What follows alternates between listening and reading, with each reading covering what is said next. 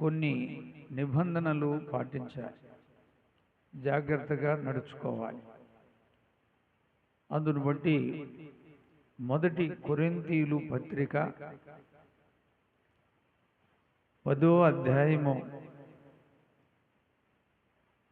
15వ వచనంలో బుద్ధిమంతులతో మాట్లాడినట్లు మీతో మాట్లాడుచున్నాను, నేను చెప్పు సంగతి మీరే ఆలోచించండి. దేవునికి ఒకసారి స్తోత్రం చెప్పండి.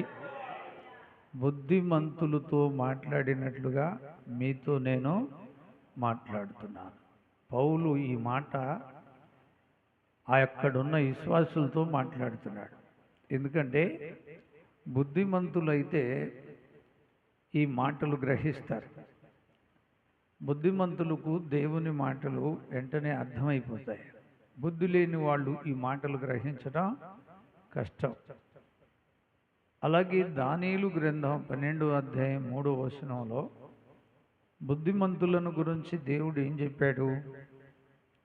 అక్కడ మనం చదివితే ఆ గ్రంథంలో మనకి చక్కని మాటలు ఉన్నాయి.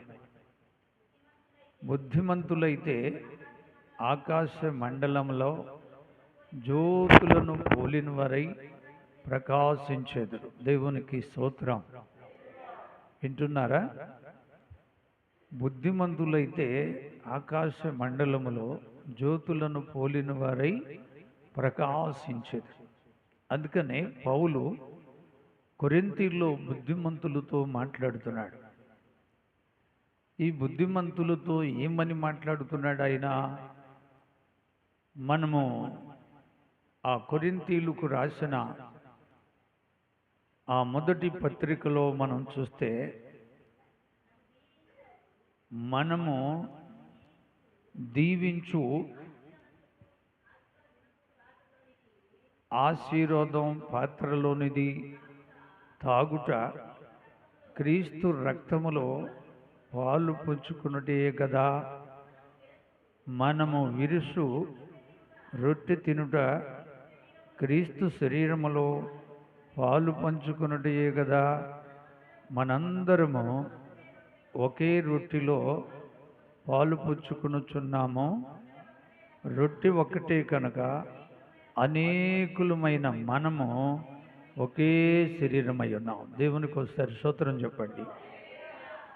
అందుకనే పౌలు బుద్ధిమంతులైతే నేను చెప్తున్న ఈ మాటలు మీరు జాగ్రత్తగా ఆలకించండి, ఆలోచించండి.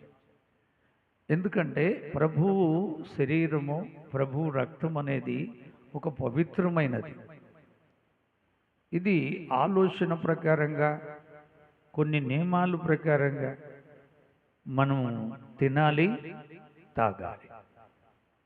అందుకనే పౌలు చెప్పిన మాట ఆ కొరింథీయుల్లో ఉన్న ఆ యొక్క విశ్వాసులు బుద్ధిమంతులు కావచ్చు.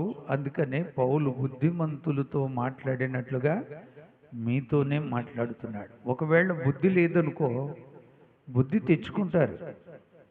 ఎందుకంటే ఇది ఒక మంచి పని.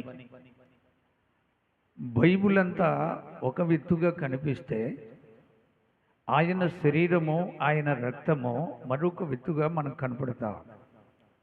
ఇది చాలా పవిత్రతోనూ చాలా నియమాలతోనూ ఇది అలనాడు అపొస్తలులు దేవుని చిత్తాన్ని నెరవేర్చారు. ఇది అపొస్తలులకే సాధ్యమైంది. అపొస్తలులు చేయగలిగినారు, చేశారు. అపొస్తలులు చేసి దాన్ని నెరవేర్చి ఈరోజు మనకి ఈ యొక్క పనిని దేవుడు మనకు అప్పగించాడు. కనుక మనం కూడా అపొస్తలుల వలె చేయాలి. అపొస్తలుడైన పౌలు కొరింథీయులకు రాసిన మొదటి పత్రిక 11వ అధ్యాయంలో మొదటి వచనంలో ఏమంటున్నాడంటే, నేను క్రీస్తును పోలి నడుచుకునే ప్రకారముగా మీరును నన్ను పోలి నడుచుకునండి. మీరు అన్ని విషయములలో నన్ను జ్ఞాపకము చేసుకున్నట్టుకై నేను మీకు అప్పగించిన కట్టడలను గైకొనుచున్నారని మిమ్మును మెచ్చుకొనుచున్నాను. దేవునికి స్తోత్రం. వింటున్నారండి? వినాలి. ఎందుకంటే క్రీస్తును పోలి అపోస్తులు నడిచారు. అపోస్తుడైన పౌలు, నేను క్రీస్తును పోలి నడిచాను, మీరు నన్ను పోలి నడవండి. అన్ని విషయాల్లో మనము దేవుని చిత్తాన్ని నెరవేర్చాలి. దేవుడు చెప్పినది చెయ్యాలి, ఆయన చిత్తాన్ని నెరవేర్చాలి. అది అపోస్తుల యొక్క పని. అందుకనే అపోస్తుడైన పౌలు బుద్ధిమంతులతో మాట్లాడుతూ ఈ విధంగా ఆయన వాళ్ళందరికీ ఆ లేఖనాలను చక్కగా అర్థమయ్యేటట్టు బోధిస్తున్నాడు. ఆ భాగంలో 2 పాత్రలు ఉంటాయి. ఒకటి దెయ్యపు పాత్ర, ఒకటి ప్రభువు పాత్ర. ఈ ప్రభువు పాత్ర, దెయ్యపు పాత్ర, ఈ 2 వాడుతున్నారు అక్కడ ఉండోళ్ళు. అందుకని అపోస్తుడైన పౌలు దెయ్యపు పాత్రలోది, దేవుని పాత్రలోది అలాగా వాడటం, అలాగా వారు చేయటం ఆయనకి ఇష్టం లేక, దెయ్యపు పాత్రలోది మనము తాగకూడదు, తినకూడదు, దేవుని పాత్రలోదే మనం తాగాలి, దేవుని పాత్రలోదే మనం తినాలి. అదే మనకు నిత్య జీవం ఇచ్చే యేసయ్య శరీరము, రక్తం. కాబట్టి మీరు 2 పాత్రలు వాడకూడదు. వింటున్నారా?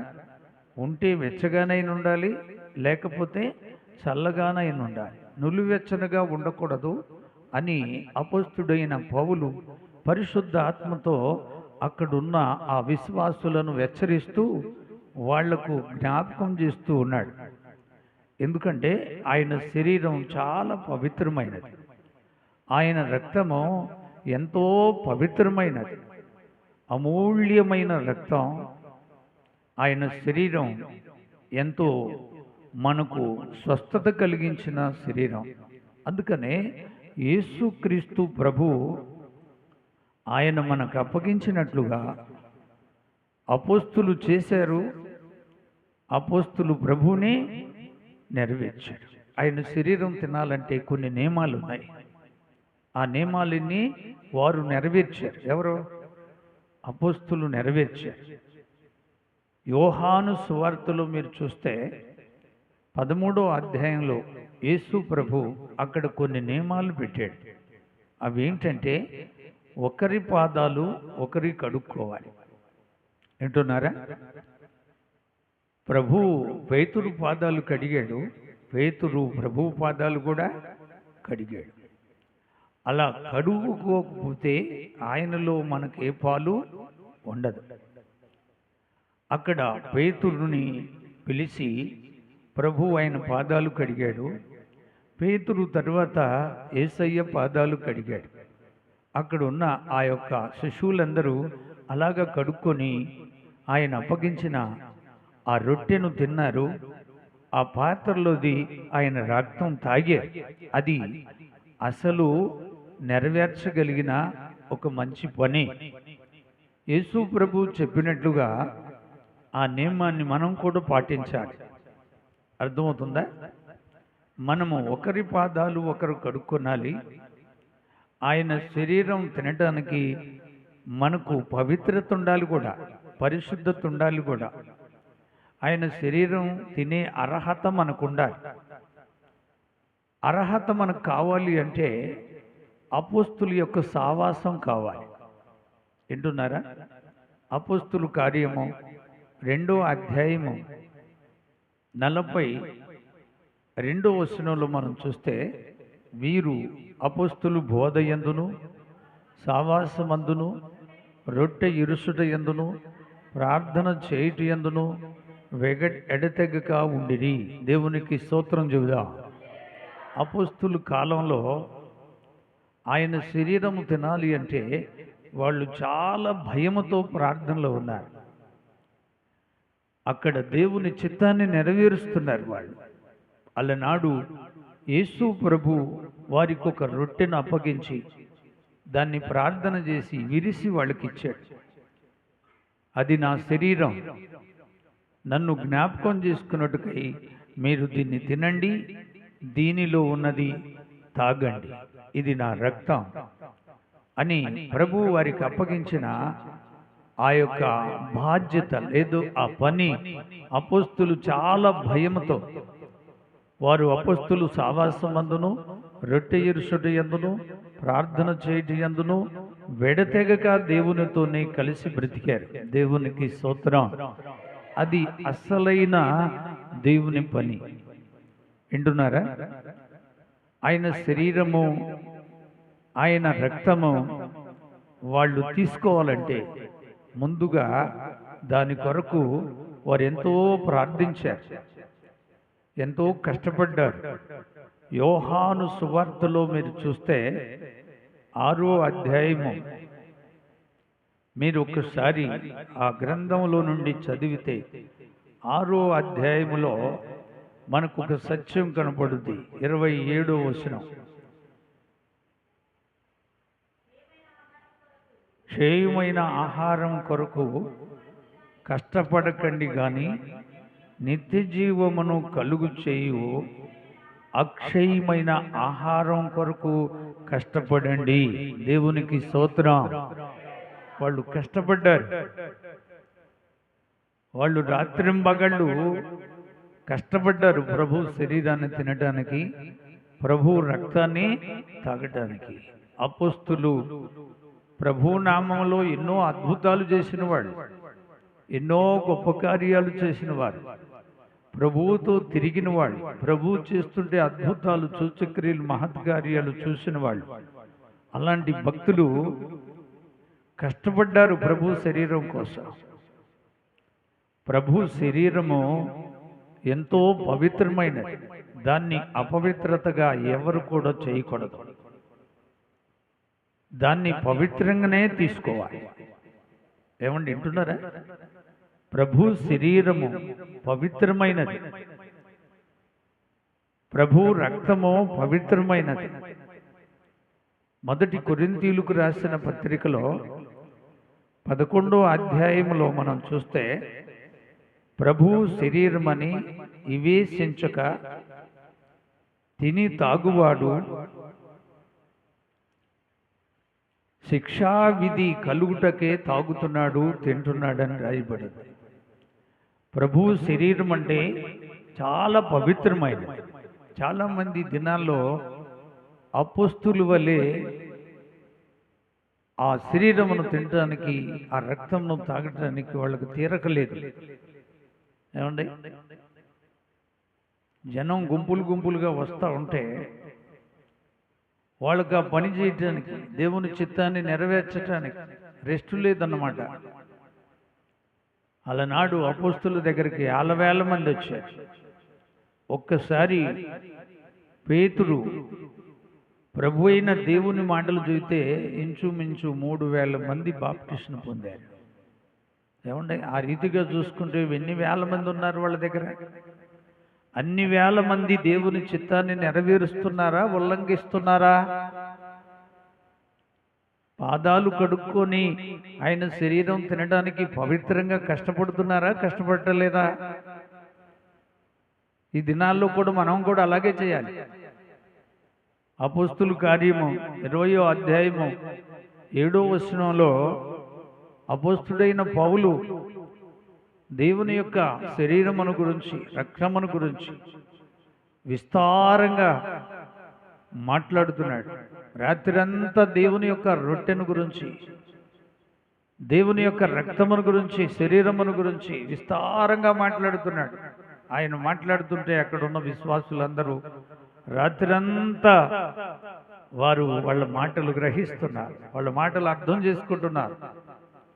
ఎందుకంటే ప్రభు శరీరం అని వివేచించక తిని తాగువాడు నేరస్తుడవుతున్నాడు, బలహీనుడవుతున్నాడు, రోగి అయిపోతున్నాడు, చాలా మంది చచ్చిపోతున్నారు.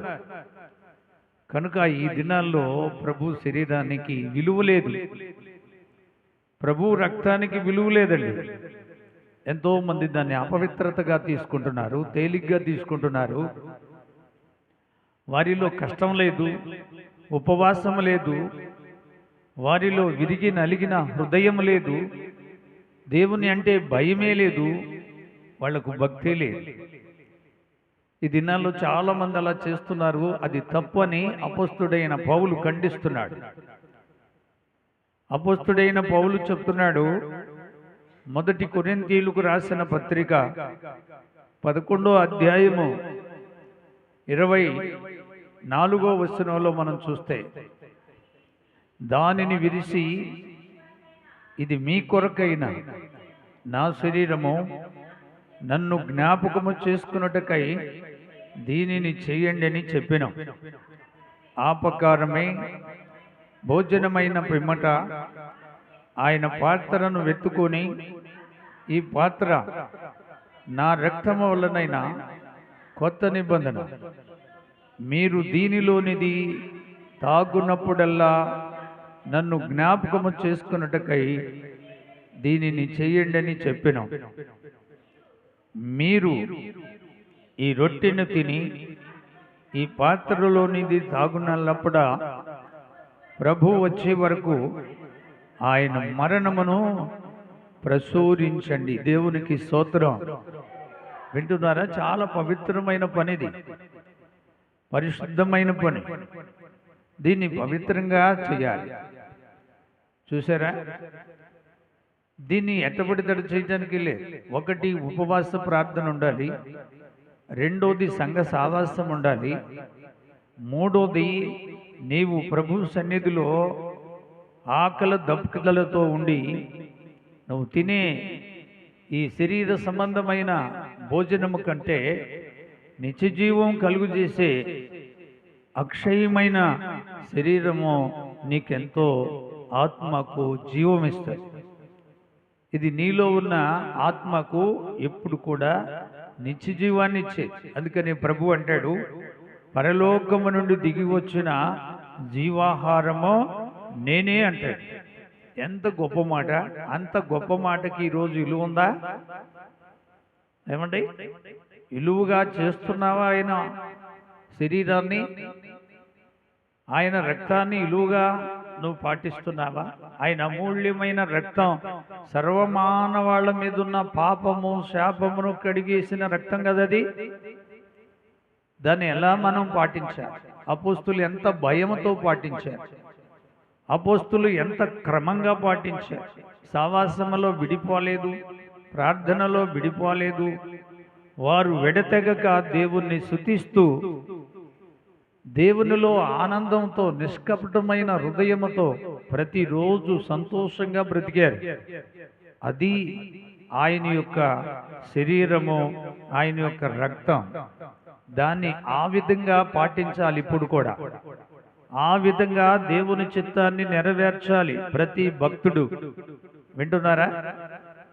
నీ ఇష్టం వచ్చినట్లుగా చేస్తే అది దేవుని చిత్తం కానే కాదు. అది దెయ్యపు పాత్ర అయింది. అందుకనే అపొస్తలుడైన పౌలు అక్కడ ఉన్నవాళ్ళు దెయ్యపు పాత్రలోది, దేవుని పాత్రలోది కూడా తాగుతూ ఉంటే ఆయన భరించలేక నిజమైన పాత్ర ఏదో, నిజమైన పనేంటో ఆ కొరింథీలో ఉన్న వాళ్ళందరికీ ఆయన తేటగా అర్థమయ్యేటట్టుగా పరిశుద్ధాత్మ దేవునితో చక్కగా వాళ్ళందరితో మాట్లాడాడు. వినాలి. ఎందుకంటే దేవుని పాత్రలోది తాగితే అది దేవుని చిత్తము, దెయ్యపు పాత్రలోది నీవు తాగితే అది సైతాను పని, అది సైతానుకు సంబంధించిన పనులు. అలాగ అపోస్తులు చేశారా? ఏమండి, అపోస్తుల కాలంలో ఎక్కడైనా అపోస్తులు పొరపాటుగా యేసు ప్రభువుకి అవమానకరంగా సేవ చేశారా? అపోస్తులు ప్రాణమైన దేవుని కొరకు ఇవ్వడానికి సిద్ధపడ్డారు, కానీ దేవుణ్ణి అవమానపరచడానికి ఎక్కడ కూడా వాళ్ళు పొరపాటు చేయలేదు. రవ్వంత పొరపాటు కూడా అపోస్తులు చేయలేదు. ఈరోజు విచ్చలవిడిగా ఎక్కడ పట్టినా దేవుని చిత్తాన్ని నెరవేర్చకుండా, ఒకరి పాదాలు ఒకరు కడుక్కోకుండా, ఉపవాసం లేకుండా, సంఘ సావాసం లేకుండా, దేవుని యొక్క చిత్తాన్ని నెరవేర్చకుండా, మీ ఇష్టానుసారంగా ఎక్కడ పుట్టినా యేసయ్య శరీరాన్ని, రక్తాన్ని తేలిగ్గా మీరు ఆయన మహిమను పాడు చేస్తున్నారు. ఆయన ఇచ్చిన ఆ మహిమ గల శరీరానికి విలువేది? ఆయన కార్చిన అమూల్యమైన రక్తానికి విలువుందా? చెప్పండి. ఎక్కడో హైదరాబాద్ నుంచి దాచపల్లిలో ఉన్న విశ్వాసికి అక్కడి నుంచి ఇక్కడికి పార్సల్ చేస్తున్నాడు ఆయన, ఒక తెల్లటి బుడ్డిలో. అదేనా యేసయ్య రక్తం, యేసయ్య శరీరం? అది తప్పు, అలా చేయకూడదు. నీ దగ్గర ఒకవేళ 1000 మంది ఉంటే అక్కడ ఆత్మీయంగా పిలువబడిన సువార్థికులు ఉంటారు, దైవ సేవకులు ఉంటారు. వాళ్లతో ఆ పనిని పూర్తిగా నెరవేర్చుకోవాలి. సగం చేసి సగం చేయకుండా ఉంటే ఆజ్ఞ అతిక్రమిస్తే ఏమవుతుంది? పాపం అవుతుంది. చివరి గ్రంథంలో, ప్రకటనా గ్రంథంలో యోహాను ఏం చెప్పాడు? బైబిల్లో ఉన్నది ఒకటి తీసేయకూడదు, ఒకటి కలపకూడదు. వింటున్నారా? యేసు ప్రభు పేతురు పాదాలు కడుగుతానంటే, అయ్యో నువ్వు నా పాదాలు కడుగుతావా? నువ్వు దేవుడు కదా, దైవ కుమారుడు కదా, నువ్వు సృష్టికర్తవు కదా, ప్రభువా వద్దు అన్నాడు. ప్రభు ఏమన్నాడు? నువ్వు నా పాదాలు కడగాలి, నేను నీ పాదాలు కడగాలి. అలా కడిగితేనే నీకు నాకు సావాసం, మనిద్దరికి పొత్తుంటది, లేకపోతే ఉండదన్నాడు. ఈ దినాల్లో పాదాలు కడుక్కునే పనన్నా ఉందా నీ సంఘాల్లో? ఏమండి, దేవుని సంఘంలో ఉంటుంది ఆ పని. అపోస్తులు బోధ ఎక్కడుందో అక్కడుంటుంది ఆ పని. అపోస్తులు సావాసం ఎక్కడుందో అక్కడుంటుంది దేవుని చిత్తాన్ని నెరవేర్చే పనులు. వింటున్నారా? వినండి. ఎందుకంటే దెయ్యపు పాత్రలోది విశ్వాసులు తినకూడదు, తాగకూడదు. దేవుని పాత్రలోదే తాగాలి. అదే అపోస్తుడైన పౌలు వారిని హెచ్చరిస్తూ వాళ్లకు సత్యాన్ని బోధిస్తున్నాడు. కాబట్టి మనం అర్థం చేసుకోవాలి, యేసయ్య శరీరం పవిత్రమైనది, జీవము కలిగినది. ఆయనే అన్నాడు, పరలోకము నుండి దిగి వచ్చిన జీవాహారము నేనే, నన్ను ఎవడు తింటాడో వానికి ఎప్పుడు నిత్య జీవం. అర్థమవుతుందండి? ఆయన శరీరాన్ని తినటానికి హృదయ శుద్ధి ఉండొద్దా? కన్నీటి ప్రార్థన ఉండొద్దా? పశ్చాత్తాపం ఉండొద్దా? ఆయన యందు భయభక్తులు కలిగి అపోస్తుల వలె మనం నడుచుకోవాలి. అపోస్తులు ఎక్కడ కూడా దేవునికి అపకీర్తి వచ్చేటట్లుగా చేయలేదు. దేవుణ్ణి మహిమపరిచారు, అనేక మంది ప్రజలను కలవరపరిచారు. నిజమైన ప్రభు అని వారు నిరూపించారు. ఆయనే ఈ లోకానికి రక్షకుడు, సర్వమానవాళ్లను కాపాడగలిగిన సమర్థుడిని కూడా నెరవేర్చారు. అలాంటి భక్తి నీలో ఉందా? ఏమండి, గుంపులు గుంపులు జనం రాగానే ఈ పని మర్చిపోతావా? ఆయన శరీరాన్ని ఉల్లంఘిస్తున్నావా? ఆయన రక్తాన్ని నీవు అపవిత్రపరుస్తున్నావా? అవును, నువ్వు దేవుని చిత్తాన్ని నెరవేర్చకపోతే అక్కడ అపవిత్రతే. అది ఎలా దేవుని చిత్తం అవుతుంది? అది దేవుని చిత్తం కానే కాదు. ఆలోచించండి. ఎందుకంటే ప్రభు రాకట్లో ఉన్నాం మనం. ఈరోజు మనం ఆయన లేఖనాన్ని నెరవేర్చే పని కావాలి, ఆయన చిత్తాన్ని నెరవేర్చే పని కావాలి. ఆయనలో ఉన్న ఆ మహిమ మనలో, ఆయన మనం ఏకమై ఉంటేనే ఆ పని మనం చేయగలుగుతాం, లేకపోతే మనం చేయలేం. ఇది మీరు జ్ఞాపకం ఉంచుకోవాలని మీకు ప్రభు పేరట తెలియపరుస్తున్నాం. వినండి. మొదటి కొరింథీయులకు రాసిన పత్రికలో ఇంకా పౌలు ఏం చెప్తున్నాడు? 11వ అధ్యాయంలో నుండి ఆయన చెబుతున్న మాట 26వ వచనం, మీరు ఈ రొట్టెని తిని ఈ పాత్రలోనిది తాగునెల్లప్పుడల్లా ప్రభు వచ్చే వరకు ఆయన మరణమును ప్రచురించండి. కాబట్టి ఎవడు అయోగ్యంగా ప్రభు యొక్క రొట్టెను తినునో లేక ఆయన పాత్రలోనిది తాగునో వాడు ప్రభు యొక్క శరీరమును గూర్చియు రక్తమును గూర్చియు అపరాధి అగును. పొరపాటు చేస్తే నేరస్తులు అవుతున్నారు. అపోస్తుల వలె నువ్వు చేయకపోతే నేరస్తుడు అవుతున్నావు. అపరాధి అంటే ఏమిటండి? తప్పు చేసిన వాడు అని అర్థం, అంతేనా? వాక్యాన్ని నీవు మరుగు చేస్తున్నావు. అలనాడు అపోస్తులు వాక్యాన్ని మరుగు చేయలేదు. వాక్యాన్ని ఉన్నది ఉన్నట్టుగా మాట్లాడారు. దేవుడు చెప్పింది చేశారు, వద్దన్నది చేయకుండా మానేశారు. అది ఈరోజు మనం కూడా చేయాలి. వింటున్నారా? ప్రభు శరీరం అని వివేచించకంటే లెక్కలేక ఏముందిలే ఆయన శరీరంలో, ఏదో ఒక ప్లాస్టిక్ బుడ్డిలో పంపిస్తే సరిపోతుంది అనుకుంటున్నారా? అది తప్పు. నీవు పాదాలు కడుక్కునేటప్పుడు ఒక పళ్ళి ఉండాలి, ఒక బేసన్ ఉండాలి, 2 రుమాళ్ళు ఉండాలి. స్త్రీలకు స్త్రీలు కడుక్కునాలి పాదాలు, పురుషులకి పురుషులు కడుక్కునాలి. అలాగా అందరూ ఒక క్రమశిక్షణలో, అపోస్తుల యొక్క సావాసంలో, అపోస్తుల యొక్క బోధలో వారిని పోలి మనం ఆయన శరీరాన్ని తినటానికి, ఆయన రక్తాన్ని తాగటానికే అర్హులం. కానీ అంతకు మించి అయోగ్యంగా ఆయన శరీరాన్ని, ఆయన రక్తాన్ని ఎవరు కూడా అపవిత్రపరచకూడదు. అలా పిలిస్తే, అలా చేస్తే వాళ్ళు నేరస్తులు అవుతున్నారు. చెప్పండి, ఏమవుతున్నారు? నేరస్తులు. అపరాధులు అంటే వాళ్ళు నేరస్తులు అని అర్థం. దయచేసి అపోస్తులు అలా చేయలేదు. అపోస్తులు నేరస్తులు కాదు, దేవుని వాక్యాన్ని నెరవేర్చారు.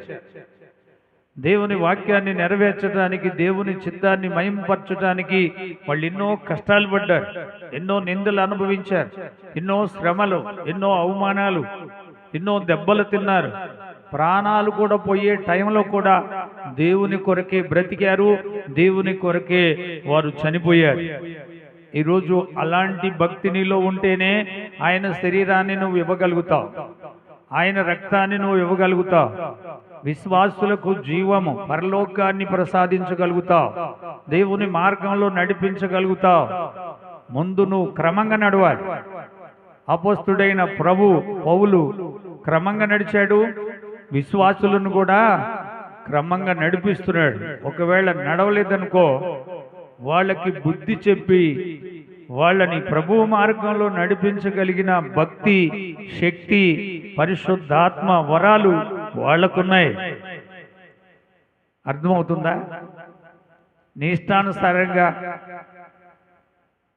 దేవుని శరీరం అని ఏదో ఒక నాన్ రొట్టె తీసుకొచ్చి, ఏదో ఒకటి బన్ను రొట్టె తీసుకొచ్చి పెట్టడం తప్పు. అది చేయకూడదు. రొట్టె ప్రభు ఇచ్చింది. ఆ రాత్రి రొట్టె అపోస్తుడైన పౌలు కూడా ఇస్తుంది రొట్టె. ఈ రొట్టెలు ఒకసారి 5 రొట్టెలు 2 చేపలు దేవుని చేతులకి ఇచ్చారు. ఒకసారి చిన్న చేపలు 7 రొట్టెలు కూడా దేవుడికి ఇచ్చారు. కానీ అవి వేరు, ఇది వేరు. ఇది యేసయ్య శరీరం. ఒక రొట్టెను పట్టుకొని దేవుడు ఆశీర్వదించి అది మనకిచ్చాడు. అది తిన్నప్పుడల్లా, తాగినప్పుడల్లా ప్రభు మరణమును ప్రసోరించాలి. ప్రభు మన కొరకు మరణించాడు, మన కొరకు కలవరి శిలువలో రక్తముద్దగా ఆయన వేలాడుతూ ఉన్నాడు, ఆయన చిత్రహింసలు పడుతున్నాడు. ఆయన మన కొరకు కార్చిన అమూల్యమైన రక్తాన్ని మనం పవిత్రంగా దాన్ని తినాలి, పవిత్రంగా తాగాలి. దేవునికి స్తోత్రం. ఏమండి, క్రమాలు ఉండొద్దా? క్రమం లేకుండా నీ ఇష్టానుసారంగా చేస్తావా? తప్పది. అపోస్తుడి కంటే నువ్వు గొప్పోడివే? అపోస్తుల కంటే నువ్వు గొప్ప కార్యాలు చేసావా? మరి అపోస్తులే భయపడితే నువ్వు ఎందుకు భయపడకుండా లేదు? ఎందుకు దాన్ని క్రమంగా పాటించటం లేదు? క్రమంగా పాటించకపోతే నువ్వు అపవాది అవుతావు, దుష్టుని బోధ ఉంది, నువ్వు నేరస్తుడు అవుతావు. ఖచ్చితంగా దీనిలో నువ్వు దొరికిపోతావు.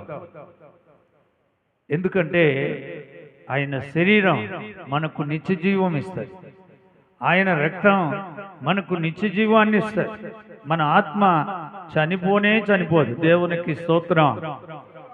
మన ఆత్మ ఆయనతో పరలోకానికి వెళ్ళటానికి ప్రభు మనకు ఆత్మానికి ఎప్పుడు ఆరోగ్యకరంగా ఆయన శరీరం తినాలి, ఆయన రక్తము తాగాలి. అపోస్తులు ప్రతి దినము ఆయన శరీరం తిన్నారు, ఆయన రక్తం తాగారు, ఇంటింట రొట్టె ఇరిశారు. అపోస్తులు చాలా దేవుణ్ణి మహిమపరిచారు. ఈ దినాల్లో చాలా మందిని మనం చూస్తున్నాం. అపోస్తులు క్రమాలు లేవు, అపోస్తుల యొక్క వాక్యానుసారమైన సావాసం లేదు.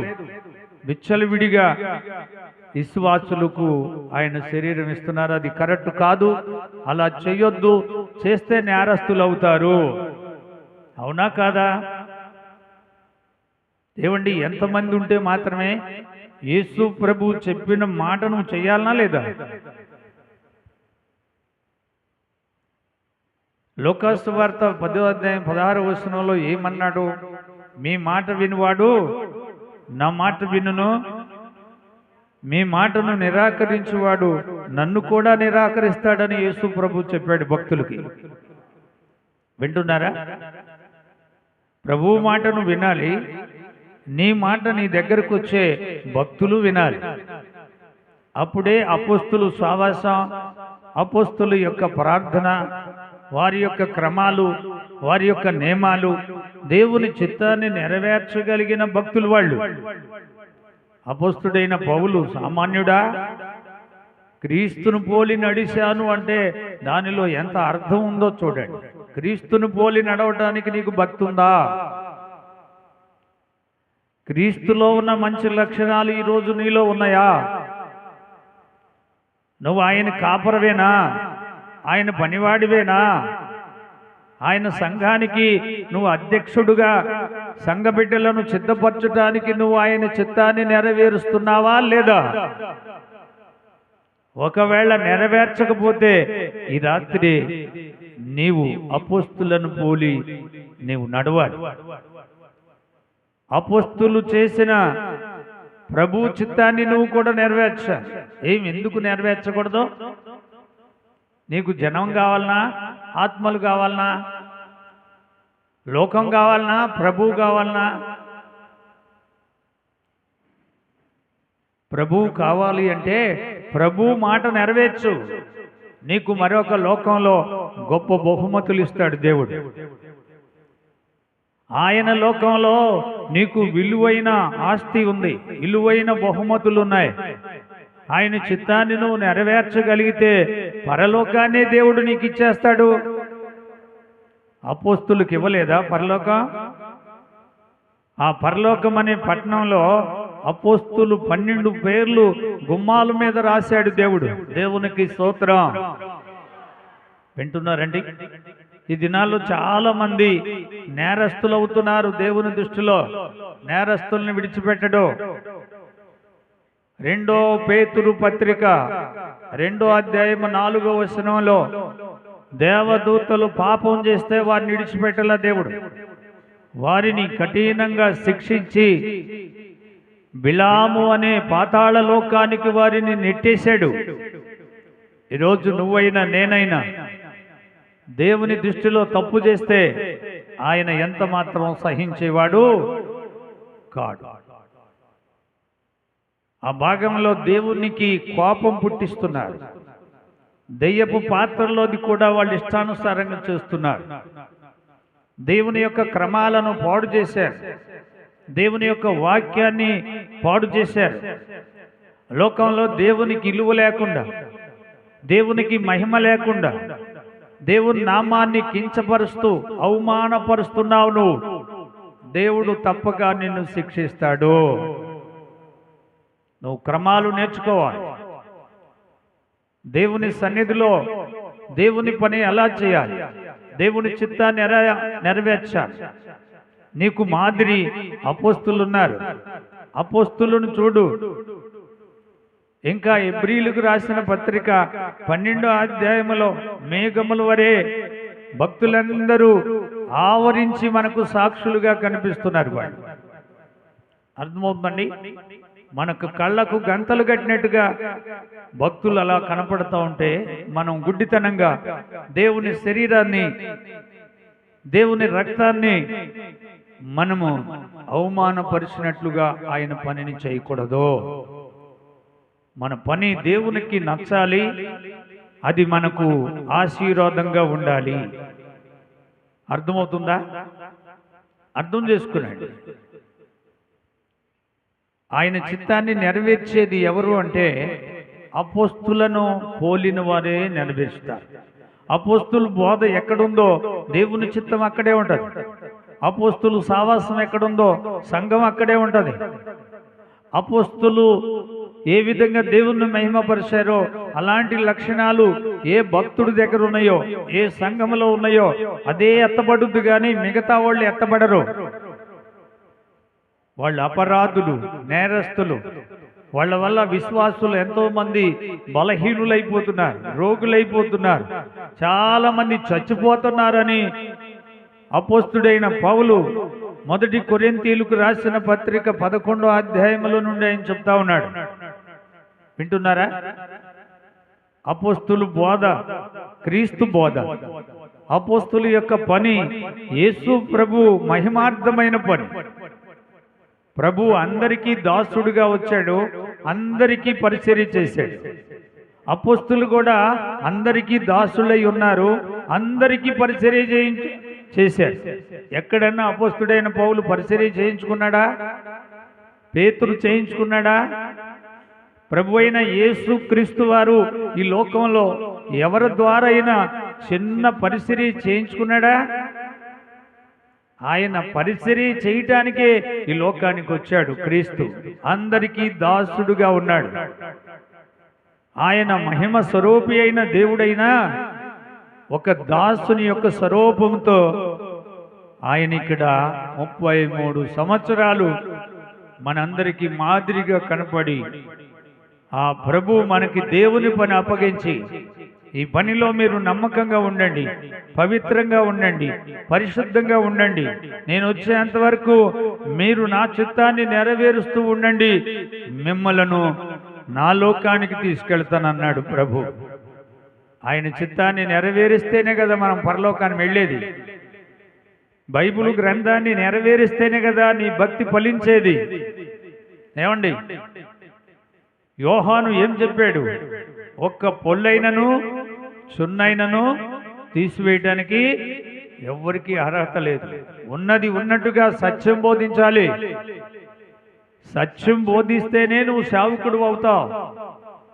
నీ దగ్గరకు వచ్చే ప్రజల్ని సత్యంలో నడిపిస్తేనే వాళ్ళను పరలోకానికి తీసుకెళ్ళగలుగుతావు. ఆ సత్యం బోధించాలంటే నీలో పరిశుద్ధాత్మ ఉన్నాడా? పరిశుద్ధాత్మ ఉంటేనే నిన్ను చక్కగా నడిపించగలుగుతాడు. అర్థమవుతుందండి? అర్థం చేసుకున్నాడు. ఈ రాత్రి ఆయన శరీరం, ఆయన రక్తమును గురించి వాళ్ళు ఎంతో కష్టపడ్డారు, ఉపవాసం ఉన్నారు, రాత్రింబగళ్ళు ఆరాధించారు, సావాసంలో విడిపోలేదు. వాళ్ళ సావాసం ఎంతో అమూల్యమైన సావాసం. వేల మందిని వాళ్ళ దగ్గరికి ప్రభు ద్వారా నడిపించారు. ప్రభు నామంలో అద్భుతాలు, సూచక్రియలు, మహత్కార్యాలు కూడా చేశారు. ఆ దినాల్లో చనిపోయిన వాళ్ళను కూడా అపోస్తులు లేపారు. కుంటి వాళ్ళను నడిపించగలిగారు, మోగవాళ్లకు మాటలు ఇవ్వగలిగారు. యేసు క్రీస్తు ఎన్ని అద్భుతాలు చేశాడో వాళ్ళు కూడా అన్ని అద్భుతాలు చేశారు. దేవునికి ఒకసారి స్తోత్రం చెప్పండి. 2 చేతులెత్తి దేవునికి స్తోత్రం చెప్పండి. అపోస్తుడైన పౌలు అపోస్తుల కార్యం 20వ అధ్యాయము 7వ వచనంలో నుండి ఆయన విస్తారంగా మాట్లాడుతున్నప్పుడు ఒక యవనస్తుడు రాత్రి వేళలో, మధ్యరాత్రిలో ఆ కిటికీలో నుంచి కింద పడిపోతాడు.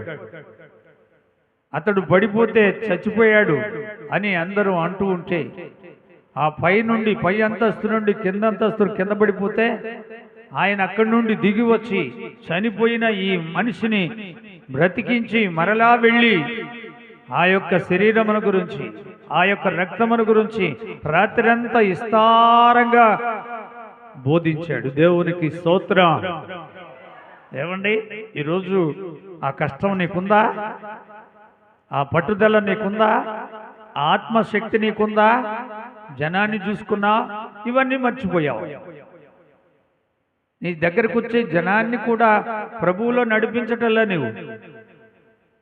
ప్రభువు మార్గం ఇరుకు మార్గం. ఆ ఇరుకు మార్గంలో నడవాలంటే అక్కడ కొద్ది మందే ఉంటారు. విశాల మార్గంలో గుంపులు గుంపులు ఉంటారు. ఇరుకు మార్గంలో ఉండేవాళ్లే అపోస్తులు పోలి నడుచుకుంటారు. అది దేవుని మార్గం. దేవునికి స్తోత్రం. అర్థం చేసుకుని ప్రభు రాకట్లో మనం జాగ్రత్త పడదాం. ఏమండి, వారు శనివారం అంతా ప్రార్థిస్తున్నారు, పగలు నైటు ప్రార్థించారు. ఆదివారం విస్తారంగా రాత్రి అంతా తెల్లవార్దులు మాట్లాడుతూనే ఉన్నారు. ఈరోజు ఆ ఓపిక విశ్వాసులకుందా? బోధించే బోధకులకుందా? కొంచెం టైం అయితే ఇంటికి వెళ్ళిపోవాలి. ఇది తాత్కాలమైన బోధ, నామకార్థమైన భక్తిగా కనిపిస్తుంది కానీ ప్రభువుని మహిమపరిచే భక్తి మాత్రం కాదు. ప్రభువుని మహిమపరిచే భక్తి ఏంటంటే అపోస్తులను పోలి నడవాలి. అపోస్తులు దేవుని చిత్తాన్ని నెరవేర్చి దేవుణ్ణి మహిమపరిచారు. ఈరోజు పిలువబడిన సేవకుడు నువ్వు చేయగలుగుతావు. ప్రభువు పిలువని సేవకులు ఎవరూ చేయలేరు. అర్థమైందండి? అలనాడు అపోస్తులను దేవుడు పిలిచి వాళ్ళని అభిషేకించి వాళ్ళకి అధికారాలు ఇచ్చాడు. దురాత్మ శక్తుల మీద, దెయ్యాల మీద, రోగాల మీద వాళ్ళకు అధికారం ఇచ్చి ఇద్దరిద్దరినిగా సువార్తను ప్రకటించడానికి యేసయ్యే పంపాడు. వాళ్ళ దినాల్లో దేవుని సేవ ఎంత మహిమార్థంగా చేశారు. ఈ దినాల్లో దేవుని సేవను ఎంతమంది పాడు చేస్తున్నారు. ఏమండి, అర్థం చేసుకున్నాడు. నువ్వు ప్రభు చిత్తాన్ని నెరవేరుస్తుంటేనే అది దేవుని పని. ప్రభు చిత్తాన్ని నెరవేర్చలేకపోతే అది దేవుని పని కాదు. దేవుని అవమానపరుస్తున్న దుష్టుని బోధ, దెయ్యపు పాత్ర, అది పౌలుకి ఇష్టం లేదు. పౌలు ఖండిస్తున్నాడు తప్పు అని. అలా చేయొద్దు, మేము క్రీస్తుని పోలి నడుచుకునే ప్రకారంగా మీరు కూడా మమ్మల్ని పోలి నడవండి అని బోధిస్తున్నాడు. అది ఆత్మీయ బోధ, అది ప్రభువుకి మహిమొచ్చే బోధ, అమూల్యమైన బోధ. అది ఈరోజు విశ్వాసులకు కావాలి.